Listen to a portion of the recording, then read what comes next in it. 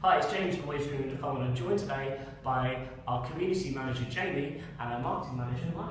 And we're in the stairwell because we've got road works going on outside the office. They've been going on for practically months now, and this is the quietest spot we could actually find to film a video. And the other thing is we're also recording this on an iPhone, so hopefully it looks good. The sound may not be as good as normal because both of our cameras are dead and all of our spare batteries are dead as well, which is annoying. Someone forgot to charge them. I think it's probably Aaron's fault, to be honest.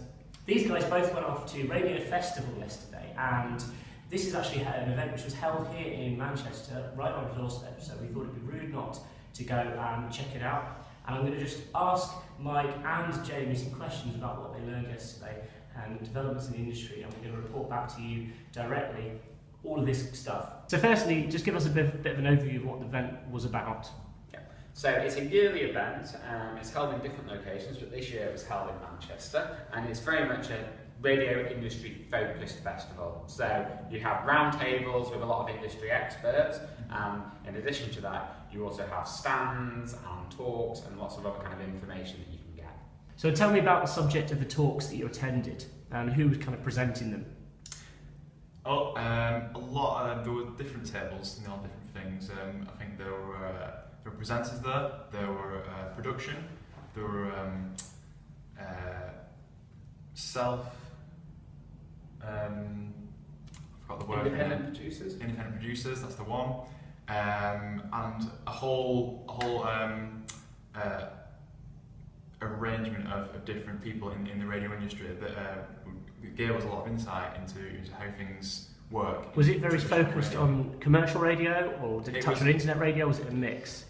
Well, I mean, obviously with the radio industry, all the big players were there. So BBC, XFM, Kerrang, Q103, I think. Yeah, well. Q103 is obviously the local station here in Manchester.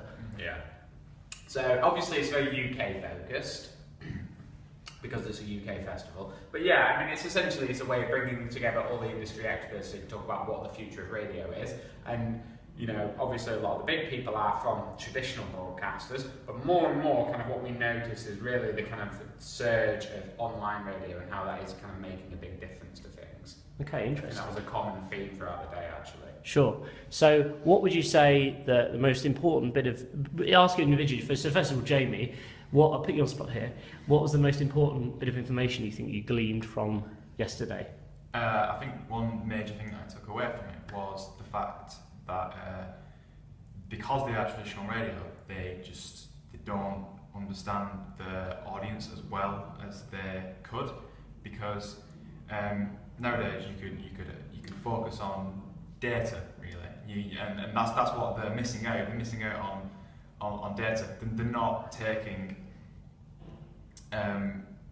the stats into consideration. Would you say it's more than that? I think it's that they don't even have the stats. That's what we were talking to kind of quite big players. We talked to the person that was responsible for scheduling and playlist building at XFM, and they don't track anything at all, which is crazy. The way that they decide what is the right music to play for their audience is to do focus groups. Now, focus groups are something that came about in the advertising industry from 50 years ago. Nowadays, and this is a massive advantage that an online broadcaster has, is that you can track stuff, you can get information about who's listening, when they're listening, where they're listening, what they're listening to, what they're most engaged with, what type of music you play has the strongest reaction from the audience, and then you can use that information to build your playlist and build your audience intelligently, and you can also do it a hell of a lot cheaper than it will cost a traditional radio station. Mm-hmm.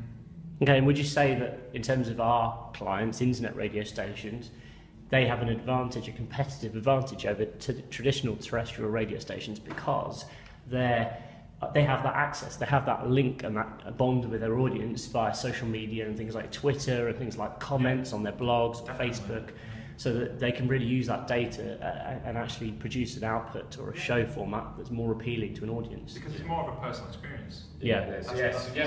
Definitely. Yeah, you're communicating directly with someone, aren't you? And I think that's the thing. Whereas a DJ, say for Radio 1, a lot of the time, some of them might, want to engage with the audience as well, just naturally. But I think a lot of the time they're actually forced to do that because that's kind of what they're told to do, and that's the way.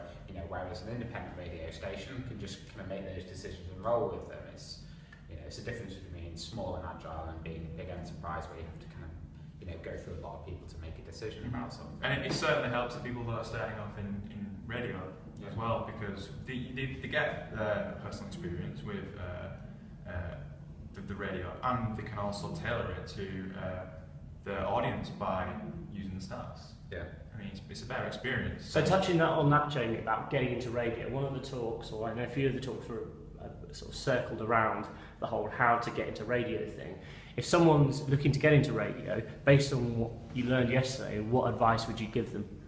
I would say start with just start by making your radio station and putting it online and just doing stuff instead of like going to like a big radio station and getting some experience. Make your own radio station, and then you have full control of it. Then you get frontline experience rather than making the tea or making the coffee. Yeah.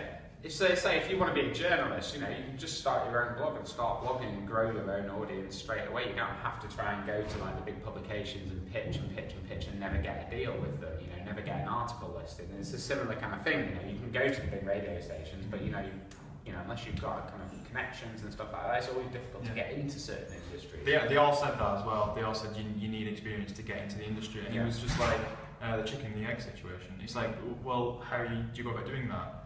I think a good step is to set up your own station and then go from there. And then showcase what you can do and build your audience around that. You know, and then obviously, you know, once you get really big, you know, you grow that audience, you can always then, you know, keep doing that and work for one of the big broadcasts. Okay, so some final thoughts then. You've learned that, you know, radio is still an exciting thing, there's still a lot of stuff going on, and also that, you know, a lot of terrestrial radio stations don't have the advantage in terms of connecting with their audience and really learning what their audience is like than internet radio stations do, which obviously puts our customers in a tremendous advantageous position. That's a big word. So just some final thoughts to wrap things up.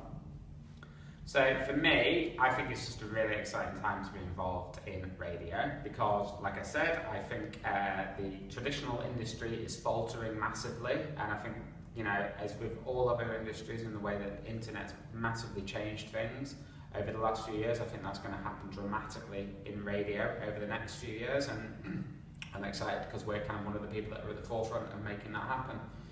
And Jamie? Exactly the same, really. I'm more excited about the way that things are shifting online.